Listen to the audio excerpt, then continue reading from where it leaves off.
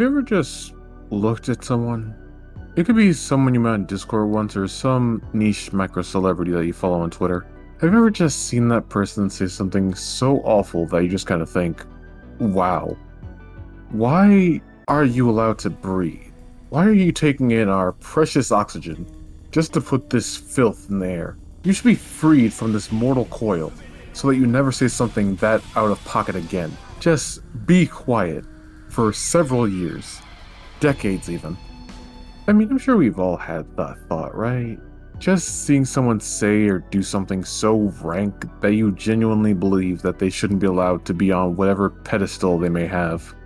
Whether it consists of a few thousand or just a few, you want them to lose whatever following they may have. Just completely deplatformed. So I'm sure most are familiar with what this is. Basically, it's when getting cancelled just isn't enough for someone. They have to be silenced. They have to be removed from the face of the internet, face of the earth even. They have to be banned from whatever platform they use to spread their content, for the sole purpose of keeping their thoughts from reaching and potentially harming those who see them. And while this description is pretty accurate, I know most people have probably focused on the big, bold buzzword. So allow me to say that while deplatforming isn't something used as loosely as the dreaded cancel culture, they are somewhat one and the same, and as such, they share similar faults with one another. When it comes to deplatforming, some shitty people might slip through the cracks. Others might even take advantage of it and false flag someone en masse because they simply don't like the person. But when used properly, which, like cancel culture, is a scarce occurrence, it can be a relative good when it comes to silencing malicious users in the cyberspace. Just like the aforementioned culture, there are a number of forms in which someone could call for a creator to be deplatformed. One of the most common is the callout post. This method usually takes the form of a Google document or a twitlonger. Whether compact or complex, these documents are made in the interest of detailing or sharing screenshots of the horrible things that a user might have done. But for others, it might be a video where someone is coming out about things. Comparatively, this is just a callout post in video form. Sometimes the creator may have a larger following on YouTube or some other video sharing platform, so if the situation is serious enough, it would make more sense to share it where the most eyes would see it. And from what I've seen personally, it's more likely to result in that info getting spread through videos from other creators. Kind of like when a content cop would drop and every commentator at the time had to release a video talking about the impact it would have on the subject's channel and how the person responded to it and so on and so forth. Although it could be argued that content cops weren't done for the sole purpose of deplatforming a creator, so a better example to keep in mind would probably be the back and forth that Keemstar and H3H3 had. Or when Keemstar and JStation were trying to deplatform one another. Or when Keemstar and most YouTubers took shots at one another, really. I'm sure you get the point. Regardless of being examples here, iDubbbz and Keemstar aren't the only ones on the site who have tangoed with the art of deplatforming. Deplatforming is just a recurring thing when it comes to most commentary channels out there, and most times it's usually justified when it's brought up. But forget all that, because this is a furry commentary channel. I gotta talk about stuff pertaining to the furries. Furry is in the name of the video. Probably. So, surely deplatforming is a thing that goes on in the furry fandom, right? Well, it is. However, when it comes to the difference between getting cancelled and getting deplatformed, the furry fandom is probably the best and worst place to get an understanding of it. Like most fandoms, you can get cancelled for most anything here. You can get cancelled for having an opinion. You can get cancelled for fucking a dog, which is a bit light, all things considered. You can get cancelled for putting dreadlocks on a fursuit. I'm sorry, what? The thing is, trying to cancel a person can be very finicky, regardless of what the allegations are, mainly because of falsified instances allowing sickos to poison the well, resulting in instances of toxic positivity, or just denouncing any kind of callout regardless of its contents. Or people just like the person's content to the point they're willing to overlook degenerative practices just to get said content. There are members of the furry fandom who have admitted to using images of real, nude, prepubescent girls to reference as cub porn. But because the art is good and a percentage of furries only think through their dicks, there was no sign of deplatforming. Sure, people try to cancel him from time to time when the public realizes what he draws for the upteenth time, but at the end of the day, it clearly isn't making any kind of significant impact. If the owner of Furry Affinity can continuously use his platform to grift money under the guise of adding storage and new features to the website, cancellation in the furry fandom isn't something you really worry about. Deplatforming, on the other hand, that's an entirely different beast. When you get deplatformed here, you're pretty much done. You're only going to be seen as scorn on the fandom no matter what you do. People are going to follow your online footprint to ensure you don't get a pass for whatever you've done. And the reason getting deplatformed in the fandom receives a much more visceral response compared to getting cancelled is because of what you would have to do to get deplatformed here. If furries want to deplatform one of their own, chances are that there's something illegal or unforgivably immoral involved somewhere. An example of this would be... Now, as painful as it is to stomach, Kiro the Wolf will always be a part of the furry fandom's history. Not as a figurehead or anything positive, but just as one of the more pronounced stains to show up when you put the fandom under a black light. Kiro is a clear and cut example of what it is to be deplatformed here. Someone who is accused of screwing roadkill, as well as his own dog, and would employ any tactic he could to fight back against the claims. Except, telling the truth, of course.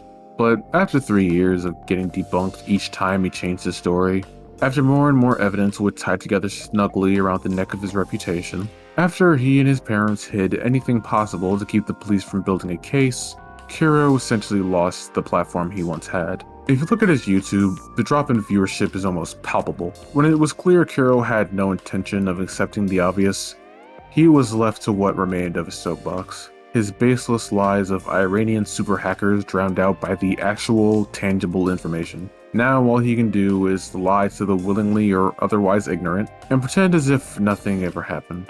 But you're probably wondering why I mentioned Kiro when talking about deplatforming. I've said before that the main use of deplatforming is to silence a person that's using their platform to spread harmful beliefs. Kiro banging dead animals wasn't the main use of his platform. It was making furry filler content. Wouldn't that count more towards being cancelled? Yes and no. While the content on his platform isn't what he was shunned over, the timeline from accusation to absolute engagement loss is what paints this as a case of deplatforming. This is mostly because deplatforming runs by a case-to-case basis. This is why someone like Kiro, regardless of what he did, is still able to post on YouTube and Twitter. Opposed to someone like Hypnotist Sappho, who used their platform to spread the harmful idea that it's okay to fuck a dog when you're not attracted to humans, even though they got into multiple relationships with humans after saying they were a zoo.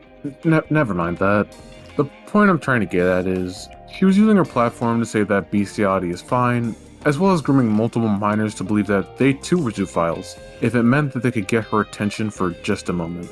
The only thing is, she was only deplatformed on Twitter because that's where most of this occurred. That's why both of her Twitter accounts were suspended, but not her YouTube account. Her YouTube account was manually deactivated because none of the child grooming occurred there. I mean, other than the video or two, but I digress. I mentioned 2 examples of content creators in the fandom being deplatformed. I personally believe that these were done with good reason, regardless of the fact that it took quite some time for it to happen. Look, I'm glad Sappho lost her platform, but she was misusing it for at least 3 of what felt like the longest months before getting the boot.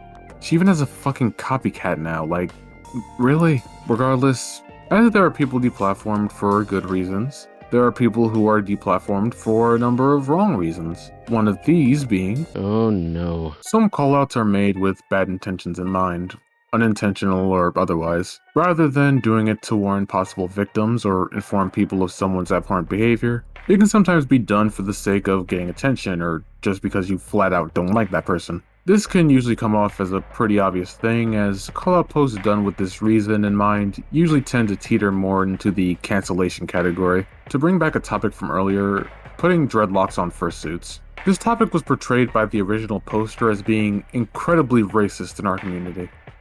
But in reality, it was just the furry version of the Space Buns controversy.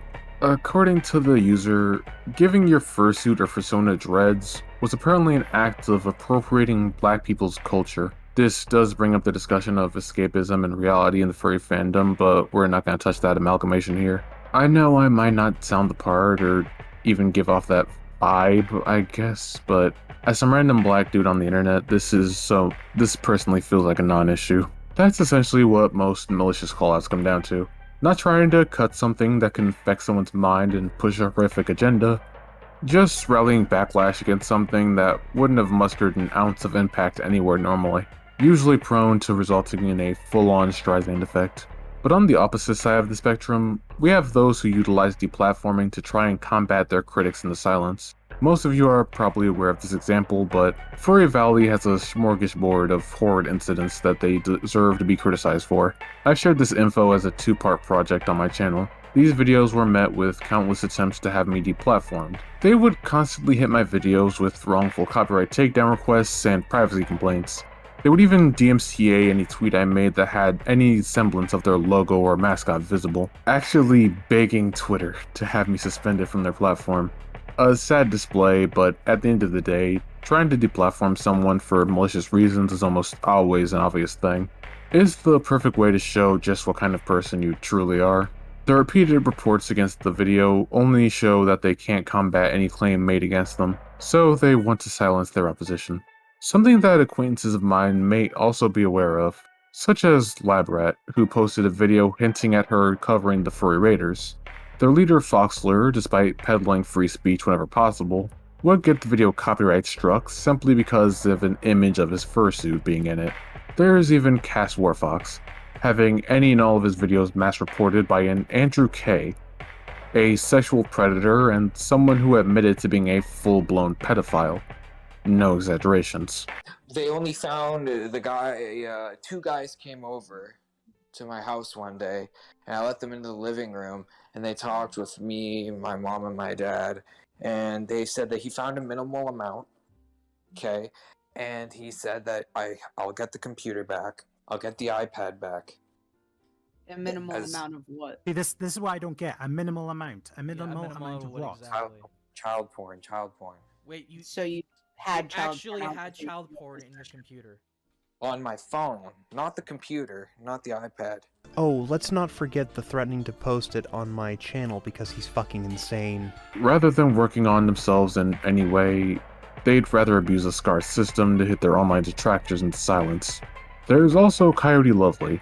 While he was previously deplatformed on Twitter for some choice words, he's currently being threatened with deplatforming from what appears to be two sources.